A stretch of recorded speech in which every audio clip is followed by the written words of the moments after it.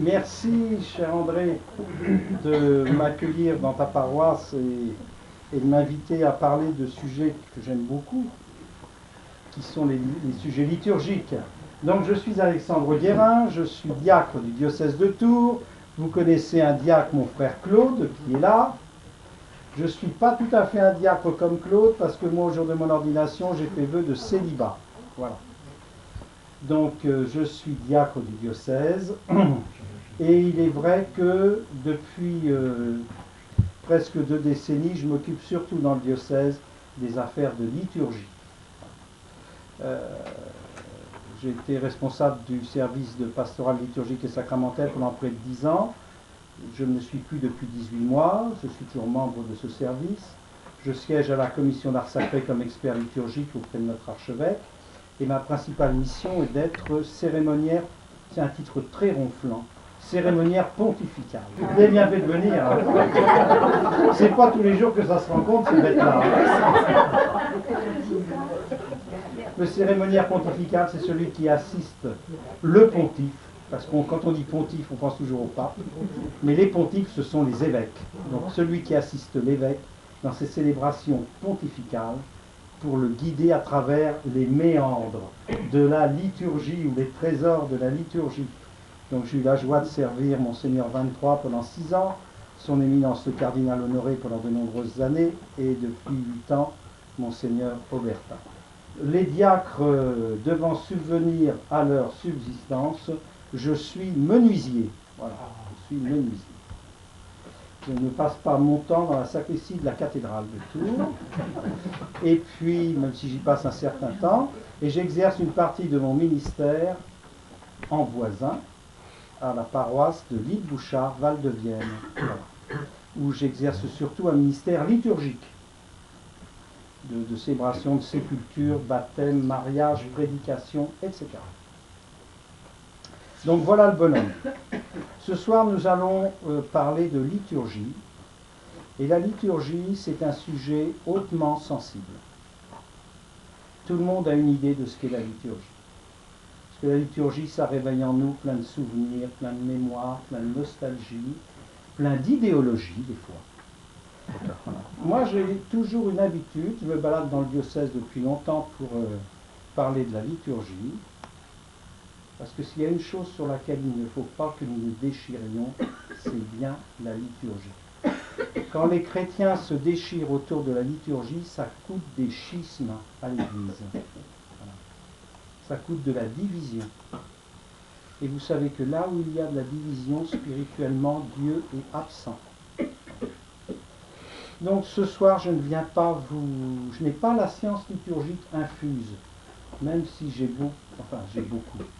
J'ai assez travaillé la question de la théologie sacramentaire et puis j'ai une certaine expérience de la liturgie. Je ne suis pas venu vous apporter la science infuse. Je suis venu vous partager une expérience, un vécu, une réflexion sur la liturgie. La liturgie, c'est une matière vivante sur laquelle on réfléchit. Nous allons parler du missel. Alors je vous ai apporté ma collection personnelle de missel. Il faut être un peu fada pour collectionner des missels. Vous avez là, sous vos yeux, 5 siècles d'histoire de la liturgie. Et alors, on commence le plus ancien étant celui-ci. Un missel du diocèse de Tours, missel selon saint Pie V, qui est daté de 1784, donc Louis XVI, avec le privilège du roi.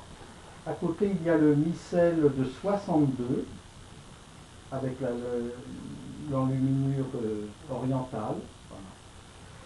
Devant le missel de 62, il y a le missel intermédiaire de 65, que peu de gens connaissent, hein, qui est le missel entre la liturgie de saint Pie V et la liturgie de Paul VI. Et puis ici, il y a la dernière édition du missel, la Tertiam Typicale, la 3e édition, que vous ne connaissez pas encore parce qu'elle n'est pas encore traduite en français. Elle est ici dans sa version latine. Et tout à l'heure, nous en parlions avec le Père André. Il aura fallu 14 ans, il faudra 14 ans pour traduire le missel latin en français. 17 ans pour traduire la Bible, 14 ans pour traduire le missel. Donc vous voyez que ce sont des choses extrêmement délicates. On a sous les yeux 5 siècles d'histoire de la liturgie eucharistique, et pour cela on n'a besoin que de 4 livres. Et le missel de 65, il a duré 3 ans. Mais entre le missel qui est ici et celui-là, il y a tout juste 1569, 1969, il y a 4 siècles. Et évidemment, comme je suis un peu taquin, je vous l'ai ouvert à la page de la première prière eucharistique, et on peut voir que le Te igitur clementis pater est exactement repris 4 siècles après, dans la dernière édition, la Tertiam Typica. Donc le missel, c'est un objet. D'abord, le missel, c'est un objet. C'est important parce que c'est un beau livre. Vous voyez la qualité de ces ouvrages. Faire un missel, ce n'était pas rien. Vous savez, quand Charlemagne va se faire couronner empereur en 800 par le pape Léon, le 25 décembre de l'an 800, il va à Rome se faire couronner empereur. Et quand il sort, il dit, mais la liturgie qu'on célèbre en Gaule, c'est complètement perverti. C'est pas du tout la liturgie qu'on célèbre à Rome. Il y a déjà une perversion de la liturgie, une décadence liturgique en 800. Et il va demander au pape, il va rentrer en Gaule, et puis il va demander au pape, ce ne sera plus le pape Léon, ce sera le pape Adrien, de lui expédier des missels pour rénover la liturgie franque.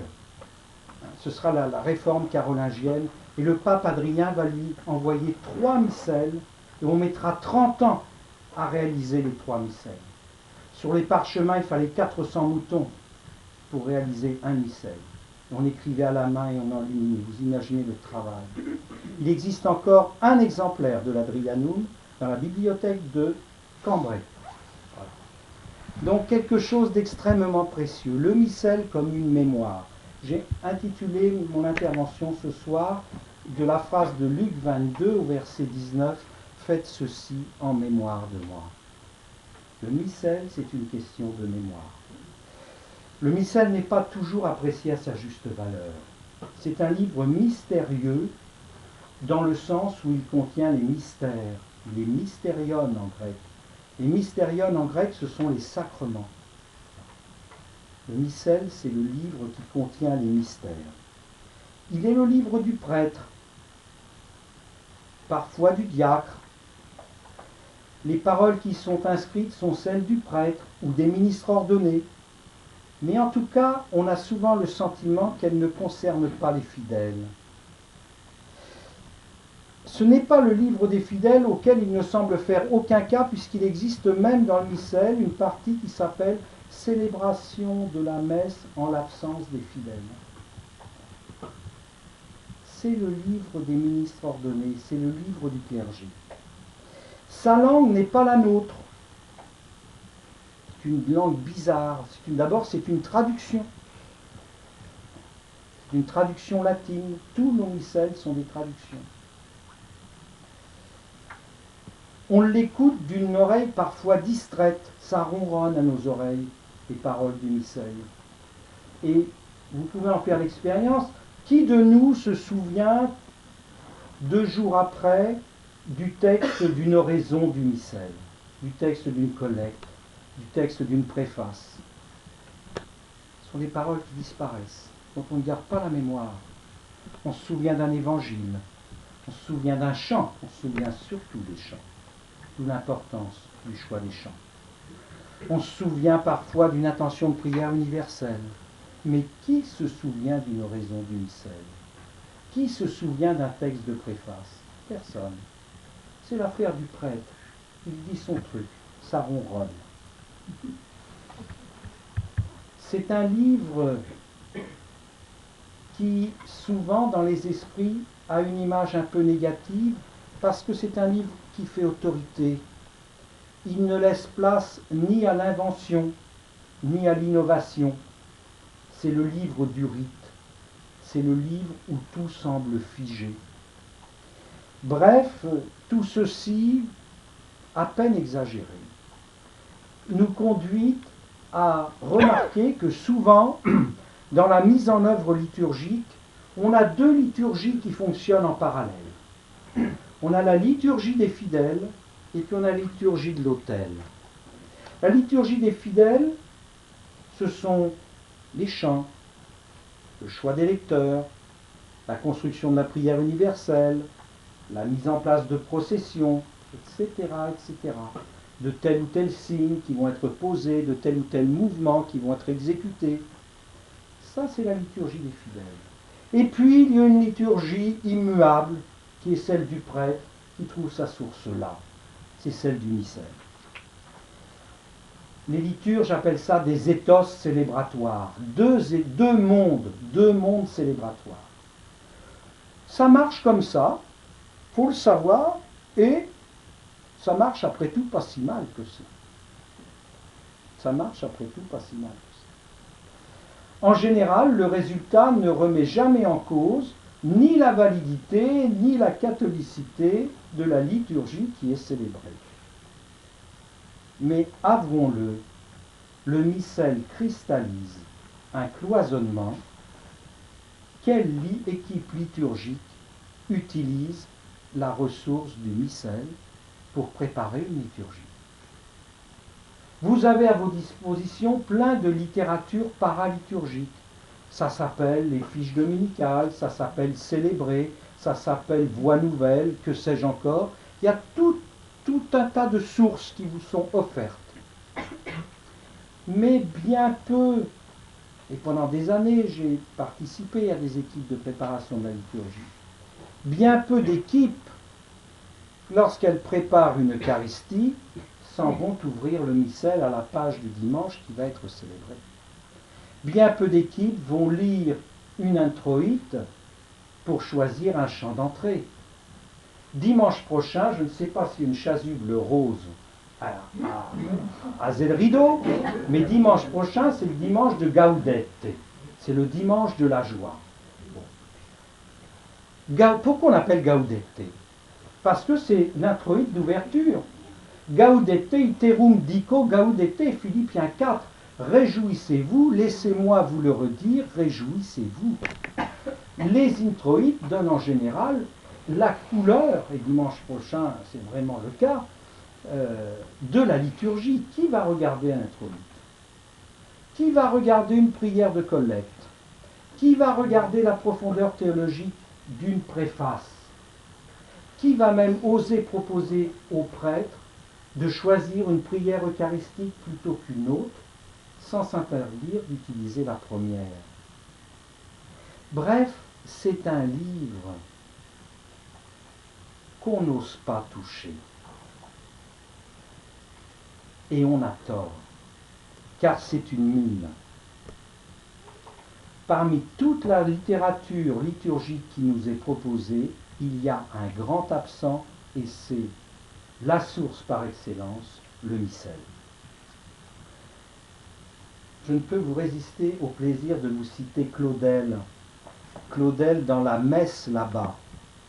Claudel écrit « Un livre est là, posé sur l'autel. Il contient tous les secrets de la mort et de la vie. » Un livre est là, posé sur l'autel, qui contient tous les secrets de la mort et de la vie. Lorsque Claudel écrit cela, il parle bien sûr du missel de 62, du missel de Saint-Vicent. C'est un objet qui a une très forte personnalité. Le missel est un bel objet. C'est le livre par excellence. C'est le livre par excellence. Le missel, le grand missel, là, le missel plénier, le missel de Saint-Vicent, c'était le livre seul et unique de la liturgie. Lorsqu'il s'est agi de réformer la liturgie après le Concile de Vatican II, pour remplacer le missel, il aura fallu un nouveau missel, un lectionnaire des dimanches, un lectionnaire de semaine, un sanctoral, un missel des messes en l'honneur de la Vierge Marie, 5 livres. 5 livres. Donc un livre liturgique à la personnalité très forte. C'est le livre par excellence. Ce n'est pas un livre ordinaire, il porte le nom d'un pape. il est revêtu du sceau d'un souverain pontife.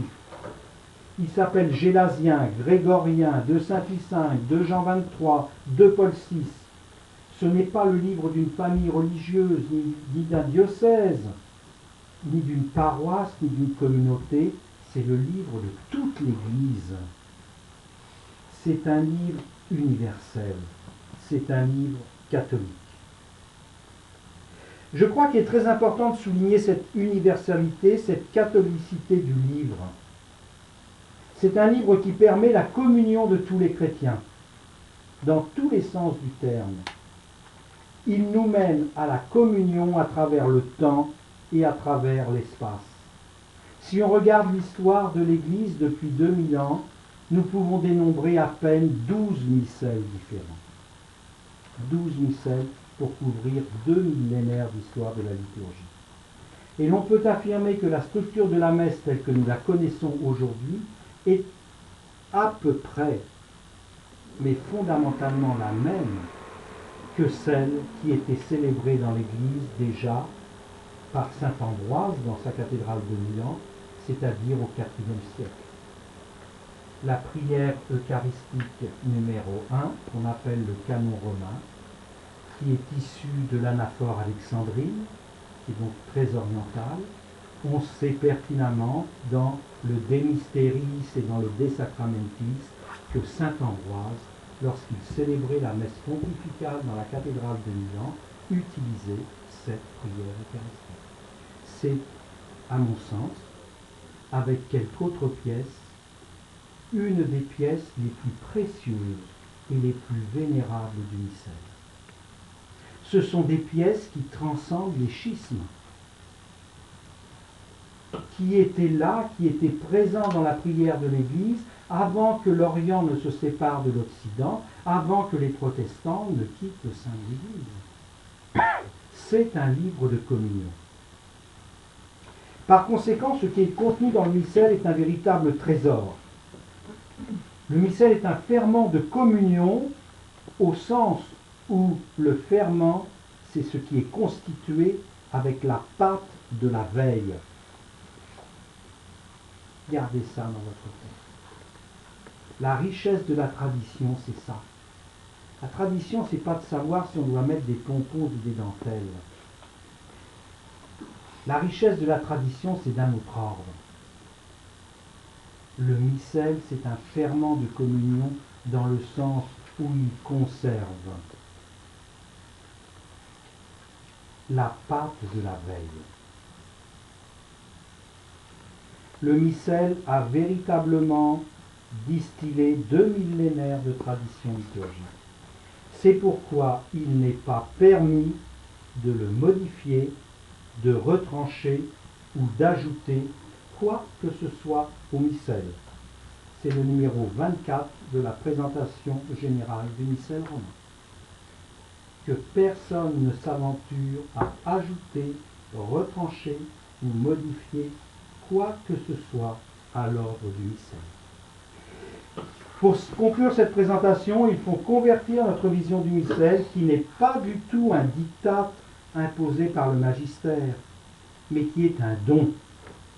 S'il y a une chose ce soir, mes chers amis, à retenir, c'est que la liturgie, c'est un don. C'est un don, c'est un trésor, c'est très précieux. Moi, je suis menuisier. Quand on est menuisier, on peut récupérer 3-4 bouts de bois au pied de la scie, puis fabriquer, bricoler un truc avec. Ben, la liturgie, c'est pas de cet ordre-là. On ne bricole pas avec la liturgie. On ne bricole pas des trucs avec la liturgie. Parce que la liturgie, c'est un don. Elle ne nous appartient pas.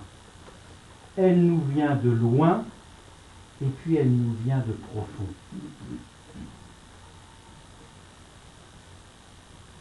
Au matin de Pâques, Jésus dit à Marie-Madeleine, ne me tangere, ne me touche pas. Là, je crois qu'on peut avoir cette révérence vis-à-vis du missel. Ne le maltraitons pas. C'est un objet vénérable. Maintenant, nous allons rentrer dans le vif du sujet avec quelle est sa structure, parce que je vous en parle, mais il faut peut-être que je vous dise comment que ça marche ce truc-là. Le missel, tel que nous le connaissons aujourd'hui, commence par une première partie qui s'appelle, dans notre jargon, la PGMR, la présentation générale du missel romain. Voilà. La PGMR. Alors, bon, c'est peut-être pas très sympathique ce que je vais vous dire, mais on ne peut pas sérieusement s'occuper de préparer des liturgies eucharistiques si on n'a jamais mis le nez au moins une fois dans sa vie dans la PGMR, pour savoir un peu ce qui s'y raconte et ce qui s'y dit. Il y a toujours eu une préface au missel. Le missel de Saint Pie V avait une préface qui s'appelait le Ritus Servandus et le De Defectibus, c'est-à-dire des rites nécessaires et des défauts. Ça veut dire des choses. Ça veut dire que dans l'ancienne liturgie, on veillait à ce que les rites soient parfaitement observés, les rites nécessaires, et on veillait à attirer l'attention des ministres sur ce qui pouvait rendre la messe invalide. Voilà. Des defectibus, des défauts. Alors des défauts, c'est très curieux. Hein. Le prêtre meurt entre la consécration du pain et du vin, qu'est-ce que l'on fait? On commence par lever les bras. Le prêtre meurt après avoir consacré le vin, qu'est-ce que l'on fait? Le prêtre est pris d'un vomissement qui tombe dans le calice, qu'est-ce que l'on fait? On appelle le 15. Des bêtes immondes sont tombées dans le calice, qu'est-ce que l'on fait? On renverse le calice par inadvertance avant d'avoir communié, qu'est-ce que l'on fait? Très intéressant. Oui. Alors, parce que ça prend la liturgie par le tout petit bout de la lorgnette. Nous, ça nous amuse. Parce qu'on dit vraiment, il faut être tordu. Mais les pères, en nous disant ça, les pères du Concile de Trente, ils nous disent des choses sur l'Eucharistie. Ils nous disent des choses sur l'Eucharistie. Donc, la PGMR, ce n'est en rien la litanie de ce qu'il convient de faire et de ce qu'il ne faut pas faire pour la validité de la messe. La PGMR, elle nous donne l'esprit de la messe. C'est une page de théologie. Voilà. Ça correspond bien au Concile de Vatican II. On vous donne l'esprit des rites, l'intelligence du rite. Une expression que vous pouvez rencontrer dans la littérature liturgique, l'arcis celebrandi, l'art de célébrer. L'art de célébrer, c'est comme ça que nos évêques ont prénommé la PGMR, l'art de célébrer. C'est pas anodin d'appeler la PGMR l'art de célébrer, parce que qui dit art dit esthétisme. Est-ce qu'on pense à la beauté quand on prépare une liturgie? La liturgie, ça a à voir d'abord avec le beau. Quand nos pères ont construit des sanctuaires, ils n'ont pas construit des hangars. Ils ont construit des oratoires, des chapelles, des cathédrales, des basiliques, pour que quand on rentre dedans, soit illuminé. Qu'est-ce qu'on fait de tout cet héritage? Est-ce que quand on prépare du beau? Parce qu'on peut se creuser la tête pendant 20 minutes pour préparer une veillée pascale, mais si le cierge est moche, il ne va pas signifier le Christ ressuscité. Si on n'arrive pas à l'allumer, on ne va pas y arriver. La liturgie, c'est une urgie. C'est un ourgos. C'est-à-dire que c'est une action. Ce n'est pas un logos. Ce n'est pas une parole. La liturgie, c'est une mise en scène. Et nous, on ne pense pas souvent la liturgie comme une mise en scène. Parce que nos liturgies, elles sont pleines de paroles. On pense que pour célébrer, il faut causer. Il faut causer. On parle, on parle, on parle. Dans la PGMR, on nous dit à un endroit, on prévoira dans les célébrations sacrées le temps nécessaire au silence sacré. Curieuse expression. Sacrum silentium, le silence sacré. Qui dans nos équipes, à un moment, se pose la question de savoir Quand est-ce que dans notre liturgie, on va laisser nos fidèles respirer et leur offrir le temps du silence sacré? Dans la lecture du livre des Actes que l'on entend au jour de la Pentecôte, j'ai pas lu la traduction du reste, la nouvelle traduction liturgique. Je ne sais pas si vous l'avez lu, André, mais il faut que j'aille voir cela. La traduction actuelle nous dit « Il y eut un grand bruit dans la maison des apôtres ». Le texte grec nous dit « Il y eut un échos », il y eut un écho. Ce n'est pas du tout pareil. C'est-à-dire que la liturgie, ça c'est important aussi d'avoir ça en tête, la liturgie elle fonctionne par écho. Et l'écho, ça n'existe que s'il y a du silence.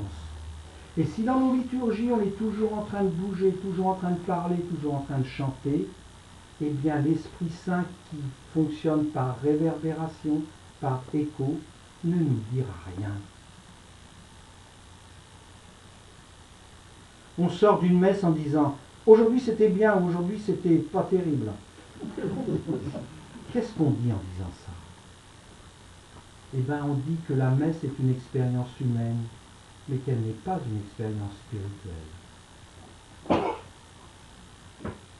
Car les expériences spirituelles portent des fruits spirituels. Et les fruits spirituels, comme tous les fruits de la création, ils ont besoin de temps pour mûrir. Ce n'est certainement pas sur le parvis de l'Église en sortant de la messe qu'il nous est donné de juger en vérité, de savoir si la messe était réussie, entre guillemets, ou si elle ne l'était pas. Résister des quatre fers contre cela. On est dans un monde de consommation, d'instantané, où on veut tout de suite. L'expérience spirituelle n'est pas de cet ordre-là. Souvenez-vous ce que Jésus dit à Pierre au soir du jeudi saint. C'est le paradigme de l'expérience liturgique. Ce que je te fais, Pierre, tu ne le comprends pas. Plus tard, tu le comprendras. Quelle place laissons-nous au plus tard? Quelle place laissons-nous au plus tard? Écoute ce que l'Esprit dit à l'Église. Je m'arrête là pour la PGMR. Donc la PGMR vous fait une présentation historique, théologique et pratique. Tout l'esprit de la liturgie. La deuxième partie du missel s'appelle le propre du temps ou temporal. C'est-à-dire que c'est une partie qui commence avec le premier dimanche de l'Avent, qui est le début de l'année liturgique, et qui se termine avec le dimanche du Christ roi, qui est le dernier dimanche du temps ordinaire. Et depuis le premier dimanche de l'Avent jusqu'au dimanche du Christ roi, pour chaque dimanche, le missel va nous donner ce qu'on appelle l'ordo. L'ordo, il est composé de 3 oraisons, qui sont la collecte. La collecte, c'est la prière qui est dite par le prêtre juste avant que l'on proclame la première lecture. Les collectes, elles sont merveilleuses. Dans le missel que nous avons actuellement, il y en a beaucoup qui sont héritées du pape Saint Léon, Léon le Grand. Donc on est 4e, 5e siècle, Saint Léon, je ne sais plus. La collecte du jour de Noël, elle est typiquement de Saint Léon. Puissions-nous être unis à la divinité de celui qui a pris notre humanité. Collecte de Saint Léon. Une prière sur les offrandes, qu'on appelle la super oblata, qu'on appelait autrefois la secrète, la secreta. Et puis une prière de post-communion. Écoutez les prières de post-communion. Écoutez les prières de post-communion par curiosité spirituelle pour mesurer avec quelle richesse l'Église dénomme le Saint-Sacrement que nous venons de recevoir. C'est extraordinaire. Pain du ciel, pain des anges, force nouvelle, table eucharistique, corps du Christ évidemment, une pluralité, énergie nouvelle, énergène, énergie nouvelle, etc. Donc le propre du temps se compose de ce formulaire de prière avec une antienne d'ouverture, l'introïte, qu'on appelle autrefois l'introïte, une antienne de communion, et parfois pour les fêtes et les solennités, une préface qui est propre. La préface, je vous le rappelle, c'est la prière lue par le prêtre après le Sanctus qui commence par vraiment il est juste et bon. Parfois un texte propre pour la prière eucharistique et parfois des prières, des bénédictions solennelles. C'est le temporal. Après le temporal, il y a une autre partie, la quatrième partie du missel, qui s'appelle oraisons diverses. Alors ça, on se demande à quoi ça sert ce truc-là, oraisons diverses. Oraisons diverses, ça peut vous aider pour construire vos prières universelles. Vous connaissez la structure de la prière universelle, j'y reviendrai peut-être tout à l'heure, puisqu'on est parti, on y va. La prière universelle, elle se passe en 3 temps. Premier temps, l'invitatoire du président. Deuxième temps, l'énonciation des intentions. Je vous rappelle au passage que chanter un refrain, c'est bien, mais de temps en temps, laisser du silence entre les intentions, c'est pas idiot non plus. Ça peut être un lieu du silence sacré. Et puis, la prière universelle se conclut par une oraison conclusive dite par le célébrant. Eh bien, les oraisons diverses peuvent très bien vous servir d'oraison conclusive. Il y a une richesse là. Selon compris pour la famille, pour ceux qui sont dans la peine, pour les malades, il y a beaucoup de richesse à puiser là. La 5e partie s'appelle la liturgie de la messe. La liturgie de la messe, on va prendre la messe depuis le début jusqu'à la fin. La messe commence par une partie qui s'appelle l'ouverture de la célébration, avec la salutation liturgique du célébrant. Et je ne connais pas l'usage dans vos paroisses et je ne veux pas le connaître, mais la salutation liturgique se fait par le célébrant. C'est-à-dire que ce n'est pas à l'animateur liturgique de dire « Aujourd'hui, 3e dimanche de l'Avent, nous sommes dans le dimanche de la joie et nous allons prendre le chant Réjouissez-vous », je ne sais pas quoi. Celui qui accueille, c'est le président. C'est le prêtre au milieu de son peuple qui célèbre en la personne du Christ tête, in persona Christe capitis. La liturgie, ça dépend beaucoup de l'ordre des choses et ça dépend beaucoup du rôle des ministres. Et dans la liturgie, chacun fait tout ce qu'il doit faire, mais seulement ce qu'il doit faire. On n'empiète pas sur les parterres du voisin. Une fois la salutation liturgique faite, il y a la prière pénitentielle. La prière pénitentielle dans l'actuel missel, et je dis bien dans l'actuel missel parce qu'il y a de fortes chances que dans la prochaine édition française cela change, est composée de 4 formes. La première forme s'appelle le « Je confesse à Dieu ». La deuxième forme s'appelle « Seigneur, accorde-nous ton pardon. Nous avons péché contre toi, montre-nous ta miséricorde et nous serons sauvés ». La troisième forme s'appelle la forme tropère. Seigneur Jésus, envoyé par le Père pour guérir et sauver les hommes, prends pitié de nous. Cette forme-là risque de ne plus avoir cours dans la prochaine édition du missel. Et une quatrième forme qui s'appelle l'aspersion. 4 formes de préparation pénitentielle vous sont proposées. Après l'aspersion, je vous rappelle qu'il y a une oraison conclusive qui est prévue. Après la première et la deuxième forme, c'est-à-dire après le « Je confesse à Dieu » ou le « Seigneur, accorde-nous ton pardon », on doit chanter « Kyrie eleison », « Seigneur, prends pitié ». Après la préparation pénitentielle, il y a le chant de l'hymne. Et je dis bien l'hymne, parce que c'est l'hymne par excellence, c'est le « Gloire à Dieu ». Le « Gloire à Dieu » comme le canon romain sont certainement les 2 pièces les plus vénérables de notre missel. Le « Gloire à Dieu » est une hymne. Ça veut dire que ça ne se chante pas avec des refrains. il faut que nous gardions dans notre tête, dans notre patrimoine musical, dans notre mémoire, ces grands textes que nous sommes capables de chanter sans refrain. Parce que la forme couplet-refrain a parasité, c'est comme les algues vertes sur le littoral, on en trouve partout. Le chant d'entrée peut être un couplet-refrain. La prière pénitentielle peut être de la troisième forme avec une structure couplet-refrain.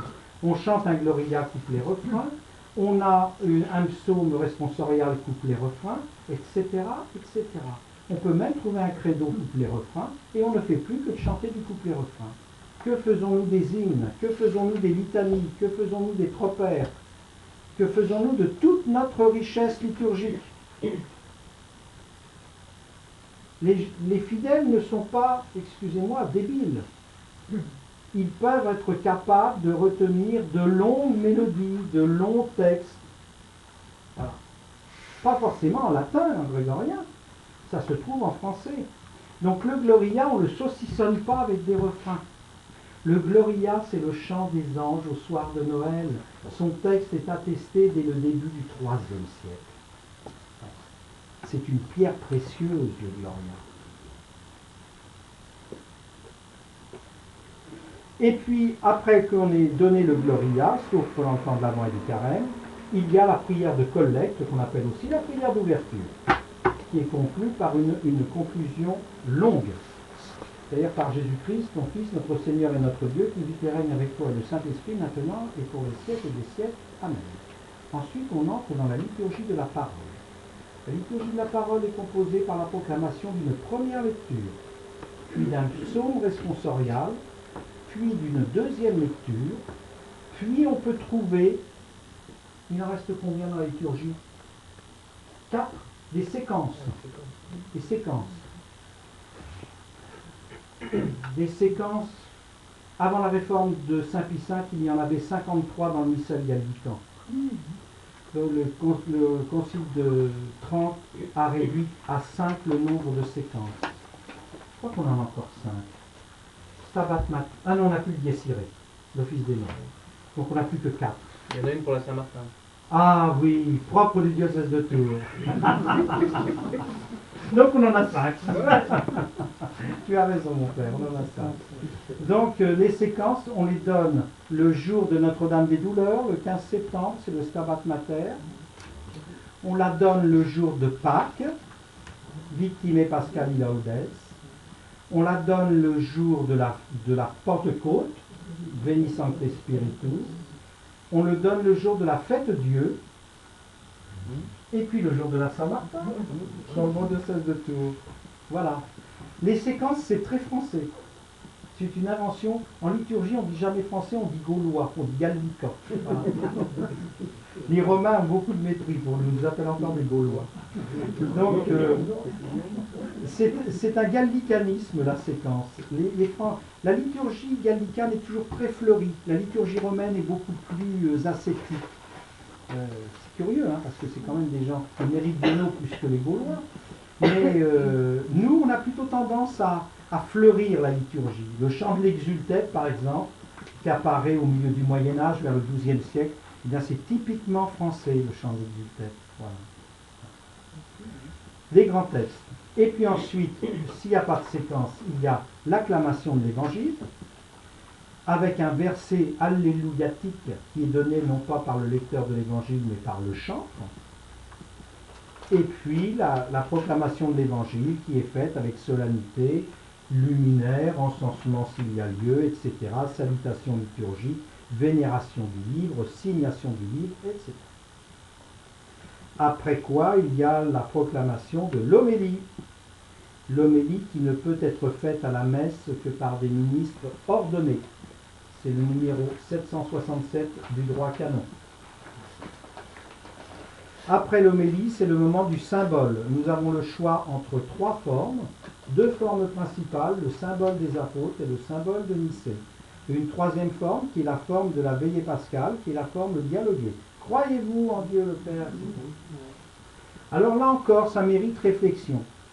souvent on dit, qu'est-ce qu'on va choisir, Nicée ou les apôtres? Oh, les apôtres c'est long, on va prendre, les Nicée c'est long, on va prendre les apôtres. J'ai jamais fait l'expérience, mais je suis sûr qu'entre les deux, on doit gagner au moins 15 secondes.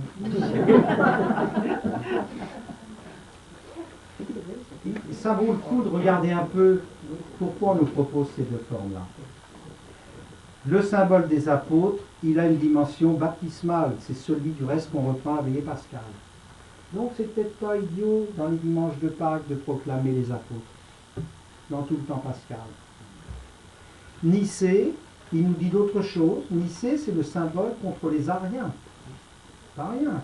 Saint Martin, Saint Hilaire se sont battus pour la propagation du symbole de Nicée. Donc, il nous dit des choses sur le mystère de l'incarnation, sur la personne de Jésus, pleinement homme et pleinement Dieu. Il est Dieu, né de Dieu, lumière, né de la lumière, vrai Dieu, né du vrai Dieu, engendré, non pas créé. Magnifique. On dit on n'y comprend rien. Oui, c'est vrai, on n'y comprend rien. Mais avant, on n'y comprenait rien non plus quand c'était en latin. En français, lumière née de la lumière, on ne sait pas trop ce que ça veut dire, mais quand même, ça nous introduit drôlement dans le mystère. La liturgie, elle n'est pas cartésienne, elle est orientale. Nous, on est cartésiens. Nos esprits sont formés de façon très rationaliste. La liturgie, elle ne fonctionne pas comme ça. Elle nous rappelle des choses qui viennent de loin. Elle voyage. La liturgie, elle passe par la Syrie, elle passe par l'Orient, elle passe par l'Afrique, Tertullien, Augustin, etc. Après la proclamation du symbole, il y a la prière universelle. Je n'insiste pas, je vous ai tout à l'heure décrit sa structure. Une fois que la prière universelle a été proclamée, nous passons à la partie qui s'appelle la liturgie eucharistique. Alors là, on est en train de saucissonner la messe. Ça, on peut le faire entre nous, entre liturges, entre gens qui travaillons à la préparation des liturgies. Mais spirituellement, on doit bien conserver que la messe est indivisible. L'ancienne liturgie, on disait, vous le savez, sans offenser ce noble auditoire, il y a des cheveux blancs qui témoignent que il y a eu des assistances à la messe avant 1965. Avant cette date, on assistait validement à la messe lorsque l'on était présent. À quel moment? Avant la Ah, ma sœur, vous êtes laxiste quand même. Quand le voile du calice tombait à l'offertoire. Voilà. Le déclic, c'était le voile du calice. Quand le voile du calice tombait, on devait être là. Si on arrivait après, on n'avait pas eu la messe. De la consécration. Ah ben, il était cool le vôtre. Il y avait donc une avant-messe et une après-messe. Ou une avant-messe et une messe. Tout ça, c'est pas tombé du ciel. Hein. Tout ça, ça nous vient de la coutume orientale, de la messe, de la prémesse, de la prémesse, qu'on appelait aussi la messe des catéchumènes. C'est-à-dire que les catéchumènes assistaient à la messe jusqu'à la proclamation, non, jusqu'à l'homélie. La proclamation du symbole, il n'était pas à même de la dire parce qu'il n'avait pas été baptisé, et la prière universelle, il n'était pas propre d'y participer parce que c'est la prière des fidèles. Et du reste, dans notre dernier lycée, il y a encore une rubrique pour le jour de la veillée pascale qui dit « Les nouveaux baptisés participeront à la prière universelle pour la première fois. » Donc il y avait la messe des catéchumènes.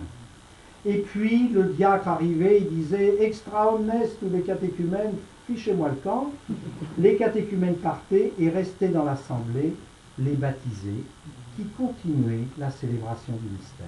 L'origine elle est là. Très intéressant de voir que nous on fait exactement le contraire avec les petits-enfants. C'est-à-dire qu'on les vire pendant la liturgie de la parole et on les fait revenir pendant la liturgie eucharistique. C'est curieux, hein, les habitudes. Je ne porte aucun jugement. Mais c'est quand même tout le contraire de ce qu'a vécu la tradition de l'Église pendant des siècles et des siècles. Je ne veux en aucun cas perturber vos habitudes concernant les enfants. Donc la liturgie eucharistique, alors oui, la messe elle est une. Hein, la messe, elle commence avec le premier signe de croix. On n'est plus dans le monde de l'avant-messe et la messe. On n'est plus dans ce monde-là. C'est un autre monde liturgique sur lequel je ne porte non plus aucun jugement. C'était le monde liturgique de l'histoire de l'Église pendant 20 siècles. Bon, donc on ne va pas dire que c'était pas bien. On est aujourd'hui dans une autre conception. La liturgie eucharistique commence non pas parce que l'on appelait autrefois l'offertoire, parce que l'offertoire était consécratoire. L'offertoire était consécratoire. Si vous regardez dans les vieux missels, vous verrez qu'il y a une raison qui s'appelle... Alors, les cathos un peu progressistes disent on ne prend pas le canon romain parce qu'il n'y a pas d'épiclèse. Vous savez ce que c'est que l'épiclèse? C'est l'invocation de l'Esprit Saint. Et pour qu'une prière eucharistique soit valide, il faut une épiclèse. Il n'y a pas d'épiclèse dans le canon romain, et pour cause, puisque l'épiclèse du canon romain, elle était dans l'offertoire, Veni Sanctificateur. Donc on pourra chercher tant qu'on voudra dans le canon romain une épiclèse, elle n'y est pas puisqu'elle était priée avant. Voilà. Ce n'est pas une cause d'invalidité du canon romain. C'est que le canon romain, il a survécu à la réforme, à la restauration de la liturgie. Donc on n'est plus dans l'offertoire. Dans l'ancien rite, l'offertoire, quand l'offertoire commençait, ce qu'il y avait de déposé sur l'autel, on n'en connaissait pas très bien le statut. Il y avait un doute qui est très oriental. Vous savez que nous, on a une question qui nous taraude depuis 1200 ans, 1150 au moins, c'est la question du roi Charles le Chauve. Charles le Chauve, c'est 850. Le roi Charles le Chauve, c'est une digression par rapport au missel, mais il faut avoir ça en tête. Charles le Chauve, il fait venir deux savants, deux moines bénédictins de l'abbaye de Corbie, Ratram et Radbert. Et il leur demande, est-ce que ce qu'il y a de posé sur l'autel lorsque la prière eucharistique, on ne dit pas ça à l'époque, on dit les verba Christi, les paroles du Christ. Est-ce que ce qu'il y a de posé sur l'autel une fois que les paroles du Christ ont été dites est le même corps que le corps qui est né de la Vierge Marie?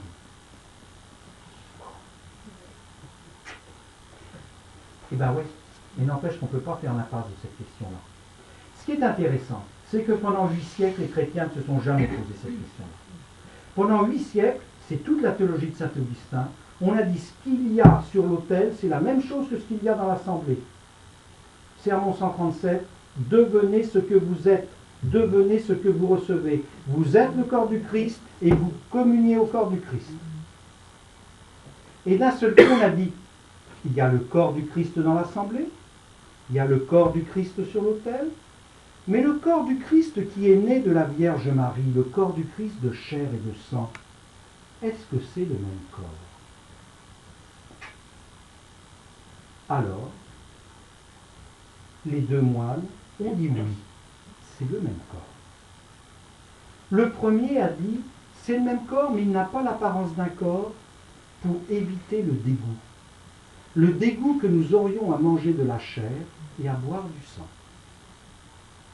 Et puis l'autre, il est un peu plus futé, il dit, c'est le même corps, mais c'est le même corps sous une autre apparence. Et ça va amener la définition du dogme 7 siècles plus tard de la transsubstantiation.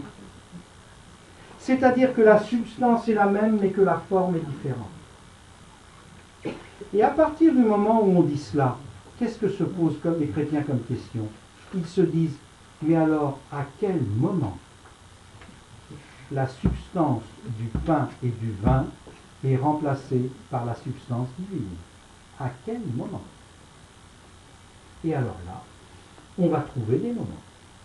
On va dire, c'est lorsque le prêtre prononce les verbas. Ceci est mon corps, ceci est mon sang. Ben oui. Le seul problème, c'est qu'il y a dans la tradition chrétienne une très ancienne prière eucharistique qui s'appelle la prière eucharistique d'Adaï et de Marie, qui est encore en vigueur en Syrie, et que dans cette prière eucharistique, il n'y a pas les verbas, et que le pape Benoît XVI a bien dit que la prière eucharistique était efficace d'Adaï et de Marie. Donc, méfions-nous du moment où ça arrive. Méfions-nous du moment où ça arrive. Est-ce que la consécration est pleine et entière lorsque le vin n'est pas consacré? Oui, parce qu'en consacrant le pain, on consacre le corps et le sang. Mais n'empêche que pour qu'il y ait sacrifice, il faut que le sang et le corps soient séparés. On est dans des discussions byzantines. On ne va pas les résoudre ce soir. On ne les a encore pas résolus depuis 2000 ans. Il est intéressant que vous sachiez que ça existe. Que la question de ce qu'il y a de posé sur l'autel n'est pas si simple. La 4e prière eucharistique, qui est une création du Concile Vatican II, dit une chose que tous les liturgistes s'accordent à dire: on n'a jamais entendu cela, ni en Orient, ni en Occident. À savoir que la prière eucharistique fait dire au prêtre: nous t'offrons son corps et son sang. On n'a jamais dit cela dans l'histoire de l'Église. Je ne dis pas que c'est faux, je dis simplement qu'on ne l'a jamais dit. Le canon romain dit: nous te présentons cette offrande vivante et sainte pour te rendre grâce. Il faut avoir beaucoup de précautions pour dénommer ce qu'il y a sur l'autel. Ce n'est pas si simple. Le canon romain a une très belle théologie en disant: nous t'en supplions, Dieu Tout-Puissant, que cette offrande soit portée par ton ange sur ton autel céleste, afin qu'en recevant ici-bas, par notre communion à l'autel, le corps et le sang du Christ, nous soyons comblés de ses grâces et de ses bénédictions. C'est-à-dire que le canon romain nous fait pressentir l'action eucharistique non pas comme une élévation, mais comme une descente. Notre communion ici-bas. C'est-à-dire que pour nous, l'Eucharistie, c'est le moment où le pain et le vin deviennent le corps et le sang, mais que nous avons beaucoup de mal à intégrer dans nos esprits que c'est la même chose que de dire que pour nous, à l'Eucharistie, Dieu se fait pain et vin. Il y a un double mouvement. Il y a un double mouvement. Par amour de nous, Dieu, dans le sacrifice eucharistique, consent à venir habiter le pain et consent à venir habiter le vin, qui deviennent son corps et son sang. L'Eucharistie n'est pas qu'une élévation. L'évangile que nous proclamons le soir de l'institution eucharistique au soir du jeudi saint est un évangile d'abaissement. Jésus, quand son heure fut venue, prit un vêtement, s'en ceignit et il se mit aux pieds de ses disciples. L'Eucharistie comme abaissement. Je fais des digressions, on n'est pas couché. Bon. Alors, après la préparation des dons, alors, il faut que je vous parle de ça. La préparation des dons, c'est pas, c'est à mon sens quelque chose de très important. Vous savez que dans la liturgie, on parle beaucoup de participation active des fidèles. Participation active. Dans le texte, dans la Constitution Sacrosanctum Concilium, on dit participatio actuosa. Je crois qu'on a très mal traduit le concept latin de participation. Nous, on a cru que participer de façon active, c'était faire des trucs. Et, ben oui, c'est du bon sens. Et plus dans une liturgie on va faire de trucs, plus il y a de gens qui vont faire des trucs, plus ce sera réussi. J'exagère à peine. Hein. Soyez vigilants avec ça. Participer à la liturgie, c'est prendre sa part du sacrifice eucharistique. C'est-à-dire venir apporter sur l'autel, en même temps que le pain et le vin, sa propre vie. pour qu'il fasse de nous une vivante offrande à sa gloire. Saint Paul nous le dit, soyez des hosties vivantes, soyez des hosties spirituelles. C'est-à-dire que le geste de la procession des offrandes, il est hautement symbolique. Ce n'est pas un truc qu'on fait faire à des petits-enfants parce qu'on ne sait pas quoi leur faire faire d'autre. En apportant sur l'autel le pain et le vin, vous apportez sur l'autel symboliquement, parce que la liturgie est du domaine du symbole, de l'univers symbolique, vous apportez symboliquement vos vies pour que le Seigneur les transforme, pour que le Seigneur les habite, pour que le Seigneur vous transfigure. Ce sont ça les fruits spirituels de l'Eucharistie. Pour que vous deveniez ce que vous recevez, c'est-à-dire un corps ressuscité, un corps glorieux, un corps transfiguré. Donc la préparation des dons et la procession des offrandes, ça a vraiment un poids symbolique, spirituel extrêmement fort dans la théologie de la liturgie de la messe selon le missel de Paul VI.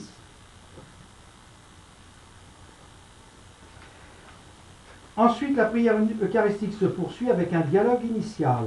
C'est le début de la prière eucharistique. Le Seigneur soit avec vous et avec votre esprit. Élevons notre cœur. Nous le tournons vers le Seigneur. Rendons grâce au Seigneur notre Dieu. Cela est juste et bon. Ça veut dire les fidèles disent au prêtre, oui, on est d'accord, on y va. Cela est juste et bon. Ensuite, on chante la préface. La préface, c'est une merveille. Les préfaces, c'est une merveille. Lisez les préfaces. Pour les dimanches ordinaires, vous en avez 6 ou 7 ou 8, je ne sais plus à choisir, je ne sais plus pour les dimanches. Je crois qu'il y en a 8. Oui, il y en a 6, 7 ou 8. Le mystère du salut, l'obéissance au Christ, notre humanité sauvée, etc. Il y a plein de choses. Lisez ça, ce sont des mines. La préface du jour du Sacré-Cœur nous dit, c'est un texte admirable, nous dit, de son cœur ouvert, il laissa jaillir le sang et l'eau, qui sont la source des sacrements de l'Église, afin que chaque homme puisse venir puiser la joie à la source même du salut. L'eau et le sang jaillissant du cœur du Christ en croix sont la source des sacrements. C'est à cette eau-là que nous venons boire lorsque nous communions à l'autel, et ils sont une source de joie pour tous les hommes. Extraordinaire, cette préface. Ça nous dit des choses de l'Eucharistie. Ensuite, après la préface, il y a le chant des anges, qui est le Sanctus, repris de la prophétie d'Isaïe. Parce que j'ai oublié de vous dire que quand on célébrait, on n'était pas tout seul dans l'église, on célébrait avec plein d'êtres sympathiques qu'on appelle les anges et qui volent partout autour de nous. Nos frères orthodoxes ont hautement conscience de cela. La céleste liturgie, la divine liturgie, c'est la liturgie des anges. Lorsqu'on célèbre la liturgie, on célèbre avec les anges. Lorsqu'on chante le Sanctus, on chante avec les anges. Mon cher frère diacre, tu sais que Saint Jean Chrysostome fait une lecture du diaconat en disant que les diacres portent l'étole en sautoir pour avoir l'étole dans le dos, parce que les diacres sont à la messe une préfiguration des anges qui ont des ailes dans le dos.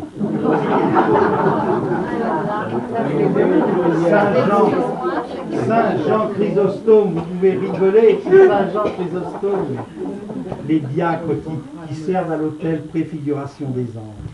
On doit être pour nos frères des préfigurations angéliques. 4 formulaires de prière eucharistique proposés. Le canon romain, j'en ai longuement parlé, je ne reviens pas dessus. La deuxième prière, qu'on a longtemps appelée la prière d'Hippolyte, mais depuis quelques années, on s'est aperçu que tout qu'on fait, c'était peut-être pas du tout d'Hippolyte. Donc maintenant, il est prudent de l'appeler la prière eucharistique du pseudo-Hippolyte. Bon. En tout cas, c'est un texte ancien. Qu'il soit d'Hippolyte ou pas, Hippolyte de Rome l'a prié, ça on en est sûr, mais peut-être que le texte était antérieur. C'est un texte ancien. La prière numéro 3, la prière eucharistique numéro 3, la prière eucharistique numéro 3, c'est la mise au goût du jour du canon romain.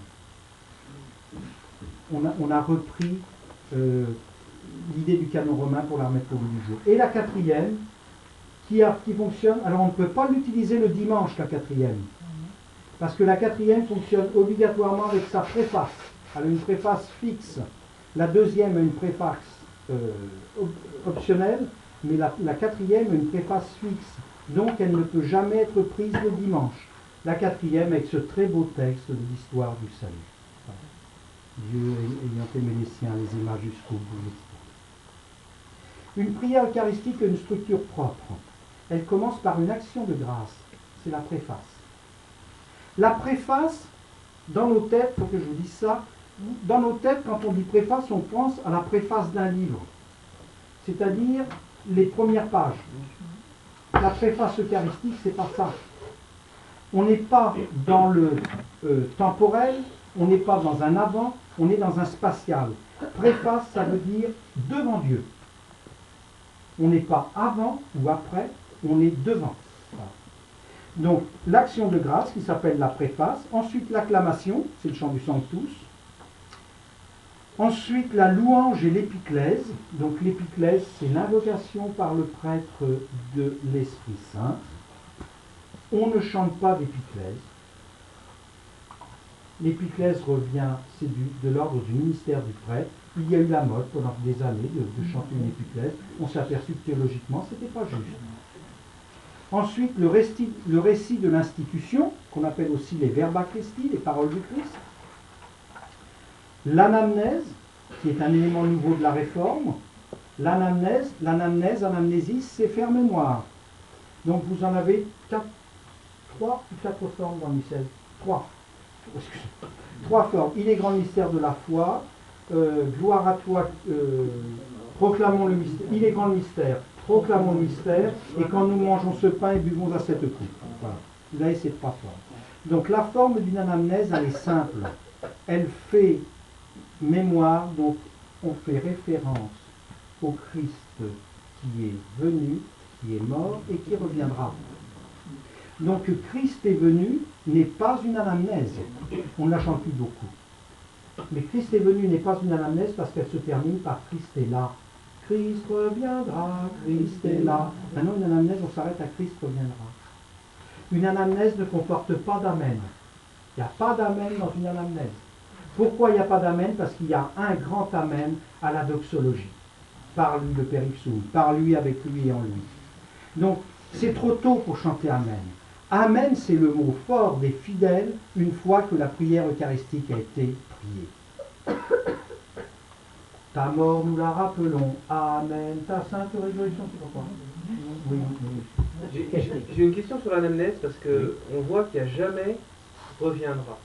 Elle toujours viendra dans la gloire. Oui. Alors, est-ce que ça veut dire que revenir, ça n'existe pas en latin et qu'ils disent ça, ou est-ce que Regarde, veut dire regarde la traduction. Ah oui, À la caisse à outils à côté. Après l'anamnèse, il y a l'offrande. Nous te présentons cette offrande vivante et sainte pour te rendre gloire. Et après l'offrande, il y a l'intercession, parce que la messe est toujours célébrée pour les vivants et pour les morts. Et la prière eucharistique se conclut par la grande doxologie avec la double élévation du pain et du vin. C'est ça? toujours donné que Vénias, oui. Et voilà. Ensuite, on passe au rite de communion. Les rites de communion commencent par l'oraison dominicale. Vous savez ce que c'est que l'oraison dominicale? Oui. Bien, c'est notre... Ah bah, bien, vous me voyez toujours. C'est notre Père. Quand je ne vois pas mon épée à chaque fois. Le Notre Père est dit par tous, hein, où il est chanté. Il est poursuivi par ce qu'on appelle l'embolisme. Délivre-nous de tout mal, Seigneur, et donne la paix à notre pain, etc. Puis par la prière pour la paix. Et par le geste de la paix qui est facultatif. Le geste de la paix, on ne sait pas le donner. Aussitôt qu'on le donne, ça devient le bazar dans l'église.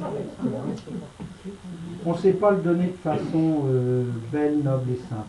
Voilà. Il faut apprendre. Si vous avez des idées, ben, expérimentez-les. C'est vrai, il y a deux temps de bazar dans l'église, dans la messe, c'est la paix et la communion. Donc voilà. La paix, c'est important. Hein. La paix, c'est important. Bah oui, vous savez bien que la paix, c'est important. La paix, c'est important où c'est un critère de validité de l'Eucharistie. Dans la première aux Corinthiens, au chapitre 11, saint Paul dit aux chrétiens de Corinthe, lorsque vous partagez le corps du Christ, lorsque vous partagez le pain, ce n'est pas le corps du Christ que vous partagez, parce qu'il y a entre vous des divisions. Il y a entre vous des schisas. Spirituellement, c'est quand même extrêmement profond de nous dire que si nous nous en tenons à la théologie paulinienne, lorsqu'une assemblée de fidèles est traversée par la division, elle ne peut pas célébrer validement l'Eucharistie. La paix entre vous, voilà, critère de validité de la présence eucharistique. Bon, et puis ensuite, après le geste de paix, il y a le chant de la fraction. Le chant de la fraction qui est l'agneau de Dieu, et que l'on chante aussi longtemps que dure la fraction. Le chant de la fraction est un chant qui accompagne le rite. Donc on commence à le chanter quand le prêtre fractionne, et on finit de le chanter quand le prêtre a fini de fractionner. J'ai le souvenir dans cette paroisse, dans un lieu que je ne nommerai pas, et je suis tout à fait à l'aise pour en parler puisque la personne n'est pas là, d'un chant de fraction qui était interminable. Et que Monseigneur était là, et il rebaissait. Il y avait encore un couplet. Bon, voilà. C'est important. Tout à l'heure, quand je vous disais les deux éthos célébratoires, c'est important que l'animateur, il soit ce qui se passe à l'autel. Que les choses, voilà. Un chant de fraction, ça accompagne la fraction. Ça va sans dire, mais ça va mieux en disant. Ensuite, il y a la communion. Alors, l'art de célébrer nous dit que la communion est le moment par excellence où les fidèles doivent chanter. Pendant le processionnal. Parce que par leur chant, ils manifestent leur unité, justement. Alors, il y a les deux écoles. On entend des fidèles qui disent, moi, je préfère aller communier dans le silence. Oui, c'est vrai. Mais là encore, alors vous savez, il y a un dicton qui dit quelle est la différence entre un liturge et un terroriste. Vous connaissez? Vous ne connaissez pas la différence entre un liturge et un terroriste? Là, avec un terroriste, on peut négocier. Voilà. Donc, il ne faut jamais être des terroristes de la liturgie. Il faut toujours écouter ce que les gens disent. Toujours écouter. Mais il faut des fois aussi apporter des éclairages nouveaux. Une communauté qui ne chanterait jamais en allant communier ensemble, c'est pas juste. C'est pas juste. On doit être capable de chanter ensemble quand on va communier. Après la communion, il y a la prière de post-communion et ensuite les rites de conclusion, la bénédiction sainte ou solennelle et l'envoi. Alors après, j'accélère. Il y a des compléments dans le missel qu'on appelle le rite de l'eau bénite, des formulaires de prière universelle. Le jour où Madame Michu, qui devait préparer la prière universelle, est coincée par le verglas et qu'on l'apporte, prions en église, c'est bien, mais là-dedans, il y en a qui sont pas mal non plus. Il y en a dans le missel. Le missel remplace avantageusement le prions en église. Mais je suis sûr que dans notre paroisse, personne ne monte jamais proclamer une lecture de la parole de Dieu avec prions en église. Après, il y a des préfaces, il y a des bénédictions solennelles, il y a les prières sur le peuple, et puis il y a une grande partie qu'on appelle le sanctoral. Le sanctoral, il y avait le temporal au début, vous vous souvenez, à la fin il y a le sanctoral, c'est-à-dire le propre des saints. Voilà. Et puis ensuite, il y a des messes rituelles, messes pour des ordinations, pour des mariages, pour des viatiques, etc. Et puis il y a tout un tas de messes votives pour le Sacré-Cœur, pour le Saint-Esprit, pour le Précieux Sang, pour Marie, pour les apôtres. Et il y a les messes pour les intentions diverses, circonstances particulières, pour qu'il pleuve, pour qu'il fasse beau, pour qu'il fasse chaud, pour qu'il fasse froid, pour la paix, pour l'unité. Il y a des très beaux formulaires. Et puis enfin, le rituel de messe pour les défunts. J'en suis à la conclusion. Ouf! Même si cela nous semble très fastidieux, cette présentation nous fait toucher du doigt combien la liturgie est une question d'ordre. on continue d'appeler la liturgie l'ordomissée, l'ordre de la messe. L'ordre. Vous savez, pour illustrer mon propos, si on change un rite de place dans la liturgie, on peut changer sa signification profonde. Il y a un rite pour lequel il y a une discussion qui dure depuis le pape Innocent, c'est quoi, 5e siècle, depuis 1500 ans, c'est le geste de paix. Il y a une lettre du pape Innocent Decentius de Gubbio. Decentius de Gubbio écrit au pape en lui disant « On devrait se donner le geste de paix avant l'offertoire. » Parce qu'il est écrit dans les Saintes Lettres, lorsque tu montes à l'autel pour présenter ton offrande, commence par te réconcilier avec ton frère. Hein? Ah oui, il écrit ça dans les Saintes Lettres. Et quelle est la réponse du pape Innocent? Le pape Innocent dit, tu as raison de dire ça, mais le premier fruit de la présence eucharistique sur l'autel pour les fidèles, c'est la paix. Donc on peut se donner la paix en vérité que lorsqu'il est bien là, présent au milieu de nous sur l'autel. Donc on continuera à se donner la paix avant de communier. La paix, soit comme rite purificatoire avant d'aller à l'autel, soit la paix comme fruit spirituel de la présence eucharistique sur l'autel. Vous voyez qu'on accomplit exactement le même geste, mais que si on l'accomplit avant l'offertoire ou si on l'accomplit avant de communier, il n'a pas là le même sens spirituel. Donc dans la liturgie, les choses sont question d'ordre. La liturgie est un art ordonné. Il fut un temps où les diacres devaient veiller au bon ordre de la liturgie, chasser les ivrognes, réveiller ceux qui dormaient. Ah mais oui, lisez les pères, faire taire ceux qui parlaient, etc. Donner les places aux dames et faire relever les messieurs. Voilà. Il convient de manipuler les rites avec beaucoup de précautions. Moi, je trouve qu'on les malmène souvent. Encore une fois, c'est un trésor. Ça nous vient d'infiniment loin, d'infiniment profond. C'est quelque chose de précieux. La liturgie, ça se manipule avec des voiles. Il y a de la révérence. La liturgie, c'est le lieu de l'inclination, de la révérence, de la salutation, de la prostration. On déploie des tapis dans les cathédrales pour que les ordinants se couchent.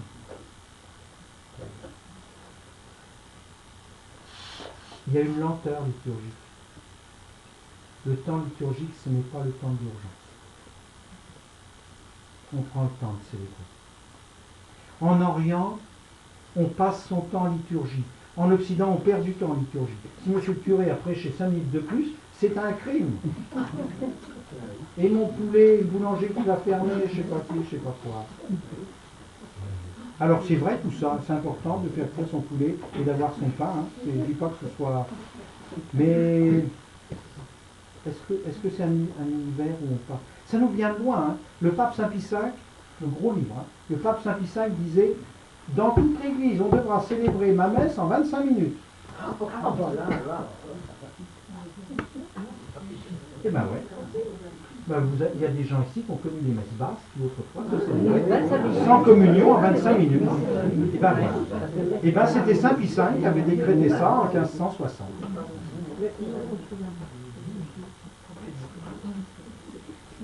Il convient de manipuler les rites avec beaucoup de précaution parce que le contresens liturgique est toujours proche. Je cite souvent en exemple ce prêtre qui ne peut pas se mettre à genoux et qui le jour du jeudi saint ne fait pas le lavement des pieds mais fait le lavement des mains. Je lui dis, mais est-ce que tu te rends compte que le lavement des mains c'est le geste de Pilate?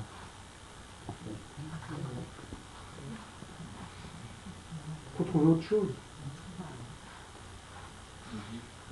L'univers symbolique, c'est un univers extrêmement méticuleux.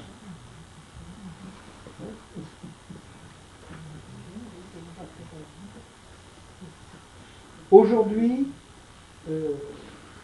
la liturgie nous pose un certain nombre de questions auxquelles nous n'avons pas fini de réfléchir. Je vous en partagerai deux. La première, c'est la question de l'identité. L'identité du prêtre comme président et non plus comme célébrant. Dans les vieux missels, vous allez voir le célébrant. Dans les nouveaux missels, c'est le président. Pas toujours. L'identité du prêtre comme président et non plus comme célébrant, comme unique célébrant. L'identité de l'Assemblée comme premier lieu de la présence eucharistique. On le répète, on cite Sacrosanctum Concilium numéro 7, le Christ est réellement présent dans la personne des ministres, dans la personne des fidèles rassemblés, dans sa parole, dans les psaumes, etc. et hautement présent sur les espèces du pain et du vin. Mais le premier lieu de la présence, c'est là, quand vous serez 2 ou 3 réunis en mon nom, vous serez là, présent au milieu de vous. C'est la théologie de saint Augustin. Devenez ce que vous êtes le corps du Christ, mon ami. Vous êtes le corps du Christ. L'assemblée constituée, elle est corps. Identité du prêtre, identité de l'assemblée, identité de nouveaux ministres. La liturgie restaurée met en œuvre de nouveaux ministres. Il y a des lecteurs, il y a même des diacres. Pour un nouveau rôle. Le diacre à la messe solennelle, à la messe à 3 chevaux, autrefois on savait ce que c'était. Le diacre à la messe aujourd'hui, de Paul VI, c'est pas si simple. Il y a des nouveaux ministres, il y a des nouveaux ministères, il y a des chantres, il y a des animateurs, il y a plein de gens qui participent à la liturgie. Mes prédécesseurs à la cathédrale de Tours avaient infiniment moins de boulot que j'en ai. Des fois, je compte en préparation de célébration diocésaine, il va y avoir 250 personnes qui vont participer d'une manière ou d'une autre à la liturgie. Quand mes prédécesseurs n'avaient qu'un sous-diacre, un diacre et un chapitre en bon ordre de marche, ça faisait jamais 22 personnes. Donc, la liturgie est infiniment complexe à mettre en œuvre dans notre liturgie. La liturgie ancienne, elle est tellement cadrée qu'on ne se pose pas de questions. La liturgie nouvelle, c'est une liturgie arborescente. Là, je vous ai donné plein de pistes ce soir. On peut choisir des prières pénitentielles, on peut choisir des symboles de foi, on peut choisir des prières eucharistiques, on peut choisir des préfaces. Il y a une multiplicité de choix. Donc on croit que c'est une liturgie qui est beaucoup plus ouverte, et elle l'est, mais en même temps qu'elle est plus ouverte, elle est plus complexe. Et elle s'adresse à des gens plus formés. Puis la deuxième question que je vous partagerai, que j'ai commencé à vous partager tout à l'heure, c'est la question de la participation.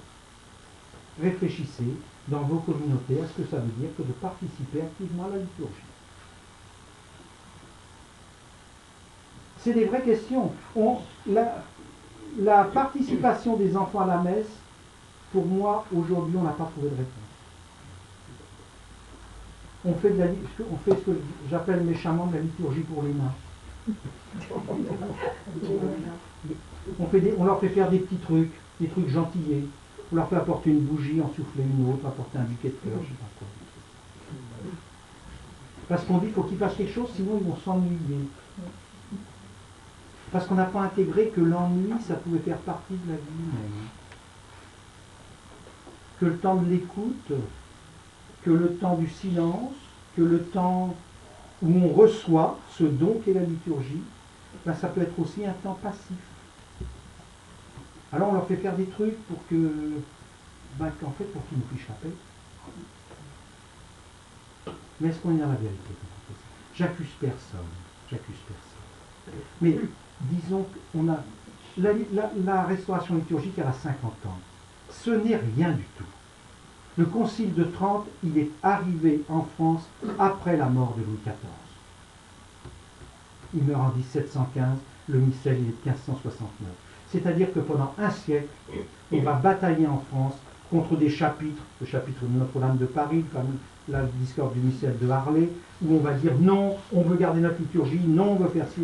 Et puis au bout d'un siècle, on va commencer à mettre en œuvre la liturgie du Concile de Trente, la liturgie tridentine. Nous, ça fait que 50 ans.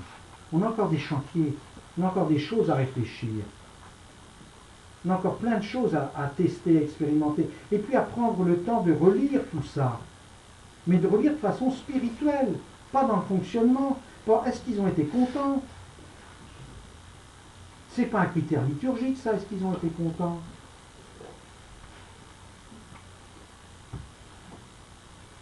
Chanter, trouver dans ma vie ta présence, ça rend plein de gens contents. Je ne suis pas sûr que spirituellement ça leur apporte grand-chose. Parce que c'est quand même assez navrant comme chant. Mais ça sonne. Et ça sonne. Ça ronronne. Tenir une lampe allumée, choisir avec toi la confiance, aimer, se savoir aimer, ben, c'est quoi? C'est de la littérature de Haute-de-Garde, c'est du roman rose. Est-ce que ça parle de Jésus? Pas du tout. On peut le chanter à n'importe quoi. Ça parle jamais de Dieu là-dedans. Croiser ton regard dans le doute, brûler à l'écho de ta voix, rester pour le pain de la route, savoir reconnaître ton pas. Il faut dire ça à tout le monde. Hein. Donc voilà, on a des lectures critiques à faire. Bon, eh bien écoutez, il y a une manière rigide d'aborder la liturgie, une manière rigoriste, et puis une manière plus spirituelle. Moi je crois qu'on est encore, et vous êtes, des générations qui sont encore marquées par est-ce qu'on a le droit de faire, est-ce qu'on n'a pas le droit de faire. Et en fait, on fonctionne soit par révolte par rapport à ça, ou soit en marchant là-dedans. Il y a la manière spirituelle d'aborder la liturgie comme un don, comme un trésor, comme une communion, comme un mystère que je dois accepter de comprendre plus tard. Jean 13 à Saint-Pierre, vous le disiez tout à l'heure. Une liturgie où Dieu est à l'œuvre, où je prépare spirituellement le chef-d'œuvre de Dieu, le grand œuvre de Dieu. La liturgie, c'est l'opus Dei. C'est l'œuvre de Dieu. C'est la mise en œuvre de l'amour, c'est la mise en œuvre de la charité. Relisez Saint Marc au chapitre 14 au verset 15. Jésus s'adressant à ses disciples pour préparer le repas de Pâques. Allez chez un tel, vous trouverez à l'étage une chambre haute, garnie de coussins. Eh bien, c'est pas du tout anecdotique. Nos églises sont des chambres hautes, à nous de garnir de coussins. La liturgie comme lieu confortable, où l'on peut s'étendre, où l'on peut s'ébattre, où on n'est pas par qu'est-ce que je fais après, qu'est-ce qui se passe, qu'est-ce que je dis, qu'est-ce que je chante. Des liturgies où on respire, où on n'est pas en apnée. L'Esprit Saint, c'est un souffle, c'est une respiration, c'est du pneuma. Est-ce qu'on laisse respirer nos liturgies?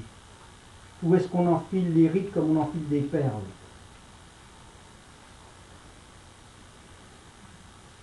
La liturgie est lente, on ne peut pas l'apprécier dans l'immédiateté. Les fruits liturgiques sont des fruits spirituels, je vous l'ai dit. La liturgie, c'est un lieu où il y a suffisamment d'espace vide. Vous savez, souvenez-vous ce que Dieu dit à Moïse sur le rêve quand il lui donne les préconisations de la construction du mobilier liturgique. Il lui dit, tu construiras un propitiatoire sur lequel tu mettras 2 anges face à face, 2 chérubins. Et au milieu des 2 anges, c'est là que je te rencontrerai. Nos pères juifs, nos frères juifs dans la foi, appellent cet espace entre les 2 anges la Shekinah, c'est-à-dire le vide de la présence. Est-ce que nous, dans nos liturgies, on ménage le vide de la présence? C'est Jean 20, Jésus vint et se tint au milieu d'eux. Eh bien, il ne faut pas que les liturgies soient remplies de nous-mêmes, de nos petites idées, de nos petites visions, de nos petits goûts. Il faut que nous nous délestions de tout cela pour que Jésus vienne et se tienne au milieu de nous. Amen.